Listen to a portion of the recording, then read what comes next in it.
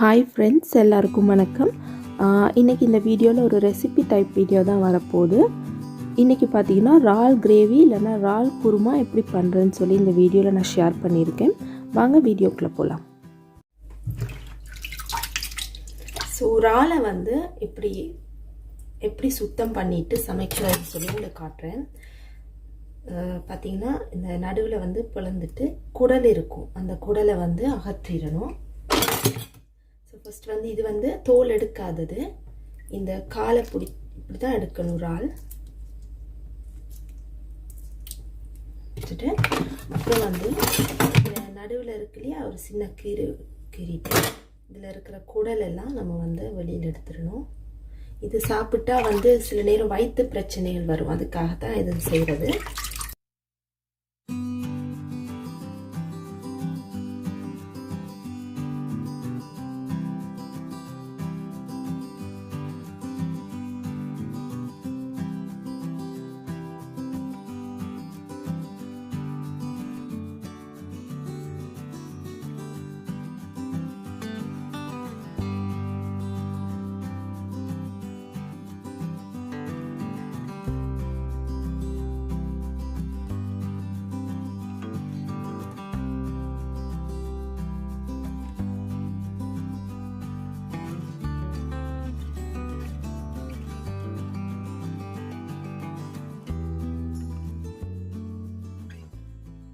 நல்லாவே இதை வந்து அலசி எடுத்துக்கலாம் தான், நல்லா க்ளீன் பண்ணி அலசி கழுவுங்க.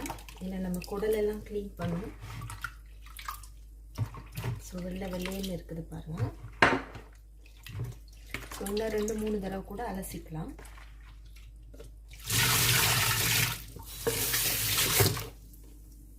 பார்த்தீங்கன்னா ஃபஸ்ட்டாக ஒரு கடாயில் ஒரு பேனில் வந்து ஆயில் விடலாம். நல்லெண்ணெய் இருந்தால் ஸ்பெஷல், பட் வந்து நான் வந்து நார்மல் சன்ஃப்ளவர் ஆயில் தான் விடுவேன். ஸோ எண்ணெய் நல்லா காயட்டும். ஒரு டேபிள் ஸ்பூன் அளவு வெந்தயம் சேர்த்துக்கிறேன். இறால் குழம்புக்கு வந்து வெந்தயம் வந்து ரொம்ப வாசமாக இருக்கும். அப்புறமா ஒரு அரை டேபிள் ஸ்பூன் அளவு கடுகு சேர்த்துக்கிறேன். அது நல்லா எண்ணெய் காயணும், காஞ்ச பிறகு சேர்த்துக்குவோம். அரை டேபிள் ஸ்பூன் அளவு கடுகு சேர்த்துக்கிறேன். அப்புறமா பெருஞ்சீரகம் ஒரு அரை டேபிள் ஸ்பூன் சேர்த்துக்கிறேன். வெட்டி வச்சிருக்கிற தக்காளி சேர்த்துக்க போகிறேன். நான் இதுக்கு வந்து தாராளமாக ஒரு 3 தக்காளி வச்சிருக்கிறேன்.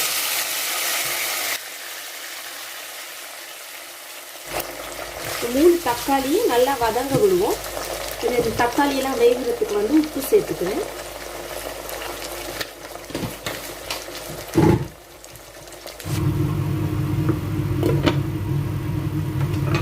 தக்காளி வந்து கொஞ்சமாக வதங்கின பிறகு நாம் வந்து ஒரு 4 வெள்ளைப்பூண்டு தட்டி வச்சுருக்கோம். அந்த 4 வெள்ளைப்பூண்டையும் சேர்த்துக்குவோம். அது கூடவே ஒரு 2 பெரிய வெங்காயம் வெட்டி வச்சுருக்கோம் மெல்லிசா, அதையும் சேர்த்துக்கலாம்.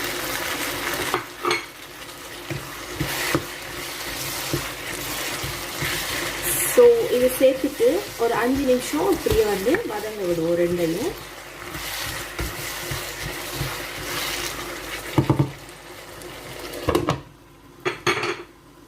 பார்த்தீங்கன்னா கொஞ்சம் வதங்கிடுச்சு. வதங்கினோட நம்ம இப்போ கழுவி வச்சிருக்கோம் இல்லையா, அந்த இறாலையும் சேர்த்துக்குவோம்.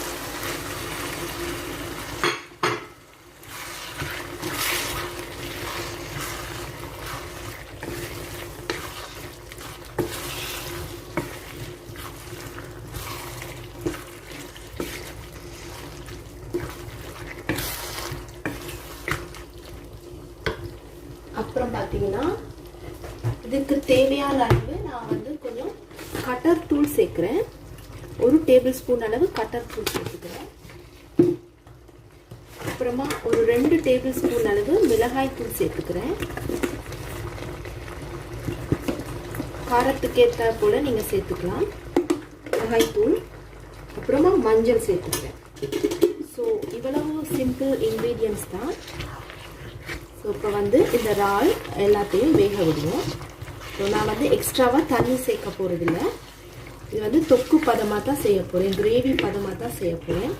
அதனால இதில் உள்ள இறாலில் உள்ள தண்ணி, வெங்காயத்தில் உள்ள தண்ணியே போதுமாக இருக்கும். ஸோ இதை மூடி போட்டு இறால் வேகும் வரையும் சமைச்சு எடுக்க போகிறோம். பார்த்தீங்கன்னா நான் வந்து தண்ணி ஒரு சொட்டுமே விடலை, ஆனால் தண்ணி வந்திருக்கு, அந்த இறாலுடைய தண்ணி வந்து இவ்வளவு வந்திருக்கு. ஸோ வந்து நீங்கள் வந்து இந்த தண்ணியே போதும். ஸோ வந்து கிரேவி பதத்துக்கு நம்ம எடுக்கணும். அடுப்பில் பார்த்தீங்கன்னா ஒரு 2 டேபிள் ஸ்பூன் அளவு பெருஞ்சீரகம் வந்து ட்ரை ரோஸ்ட் பண்ண போகிறேன்.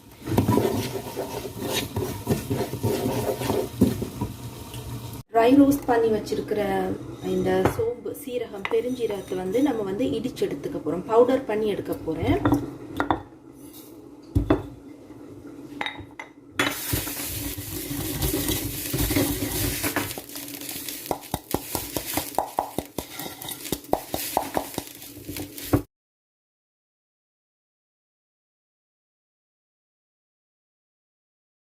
குழம்புக்கு இறக்கும் போது போட்டிங்கன்னா அந்த பவுடர் வந்து ரொம்ப வாசமாக இருக்கும். பாருங்கள், எனக்கு வந்து இந்த அளவு பதம் போதும். ஸோ நான் இதோட அடுப்பை ஆஃப் பண்ணிடுறேன். ஆஃப் பண்ணிவிட்டு இந்த குழம்பு வந்து, இந்த கிரேவி வந்து இந்த ஹீட்லேயே வேகும். ஸோ அதனால் நான் வந்து அடுப்பை ஆஃப் பண்ணிடுறேன். ஸோ பார்த்திங்கன்னா சூப்பரான கிரேவி பதத்துக்கு வந்துருச்சு இந்த இறால். இந்த பதம் உங்களுக்கு போதுமா இருக்கும். ஸோ கடைசியாக ஒரு தடவை உப்பு டெஸ்ட் பண்ணிக்கலாம். உப்பெல்லாம் கரெக்டாக இருந்தால் உங்களுடைய சிம்பிளான இறால் குருமா சூப்பராக ரெடி ஆகிட்டு சப்பாத்தியோட, ரைஸோட, இல்லைனா பரோட்டா, இடியப்பம் எதுக்குமே சூப்பர் டேஸ்ட்டாக இருக்கும். ட்ரை பண்ணி பாருங்கள். சிம்பிள் இன்க்ரீடியன்ஸ் வச்சு ஒரு டேஸ்டான சமையல் எப்படி செய்கிறேன்னு சொல்லி, டேஸ்டான இறால் கிரேவி எப்படி செய்கிறேன்னு சொல்லி இன்றைக்கி பார்த்தீங்க. ஸோ இந்த வீடியோ உங்களுக்கு பிடிச்சிருக்குன்னு நினைக்கிறேன், யூஸ்ஃபுல்லாக இருந்திருக்குன்னு நினைக்கிறேன். ஸோ யூஸ்ஃபுல்லாக இருந்ததுன்னா ஒரு லைக் பண்ணுங்கள். எனக்கு இந்த கிரேவியை பற்றின, இந்த ரெசிபியை பற்றின கமெண்ட் கட்டாயம் சொல்லுங்கள், இதை நீங்கள் செய்து பார்த்த பிறகு. ஸோ இவ்வளோ நேரம் இந்த வீடியோ பார்த்ததுக்கு ரொம்ப நன்றி.